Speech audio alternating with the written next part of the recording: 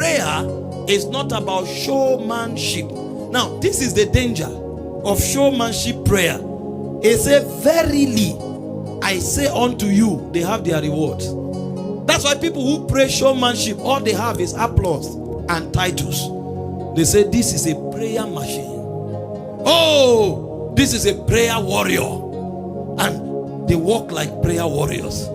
They say they have their rewards. This is the danger. No transformation, no miracles, no power, no victory, but they have their reward. Their reward is hand clap.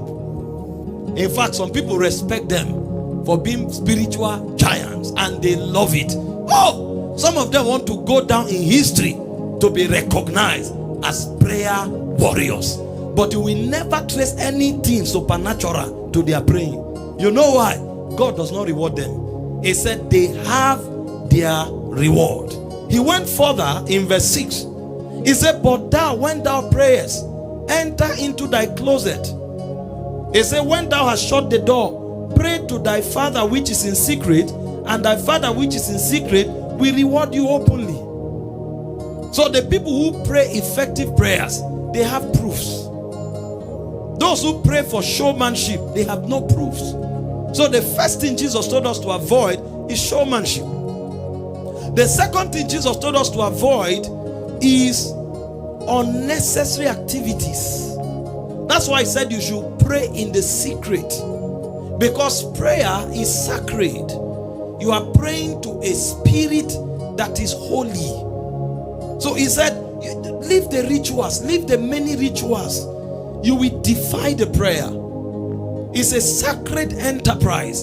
So he said, go to a secret place and pray with reverence, pray with honor, pray with focus, pray with understanding that you are communing to your Father, one who deserves reverence, because Father means sustainer. You are praying to the one who preserves, sustains your life. You are praying to your maker. So Jesus is telling us to be careful not to remove the sacred component of our praying. This is where motive comes into prayer, because it has to be sacred. He's not saying every time you pray you must lock the door. No, he's just telling you that prayer is a private, holy, sacred endeavor that is between you and your God. Prayer is not about what your neighbor is thinking. Prayer is not between you and your neighbor. Some people are praying, they are more concerned about what people are thinking. That's why you see the many dramas. They are concerned about what somebody is thinking, how somebody is perceiving them. You will defy your prayer. He said it's between you and God. It's a sacred thing. You are praying to a spirit that is holy. So make sure you shut out everything that will corrupt your prayer and pray to your heavenly Father. Number 3, verse 8. Okay, go back.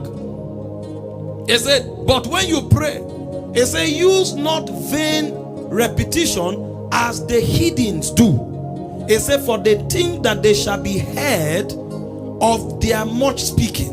Notice that Jesus is comparing all of these kinds of operation to specific people. Showmanship, he said, they are hypocrites. Vain repetition, he said, is for the heathen. These are godless people. These are evil people. He said they bring rituals.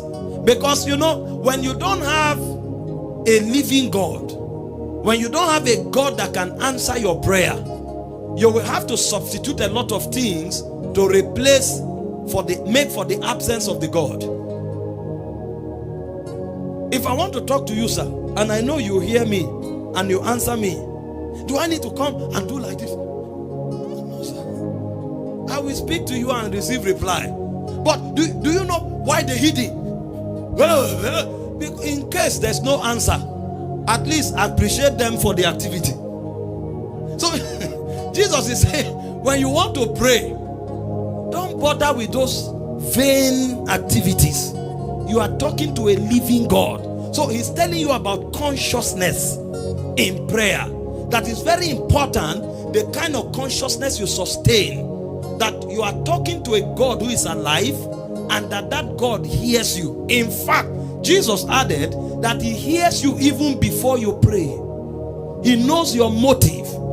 So 3 things you must avoid as far as Jesus is concerned is showmanship.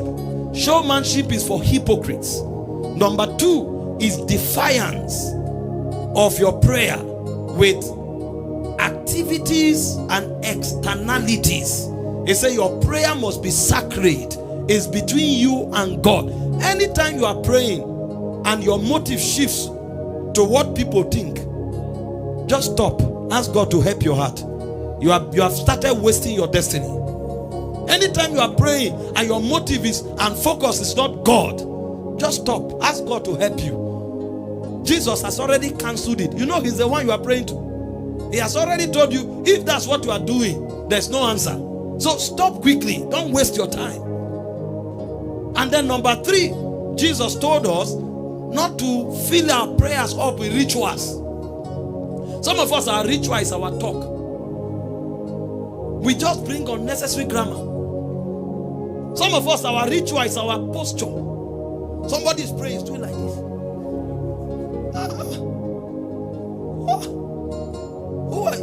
Is it God you are talking to like that?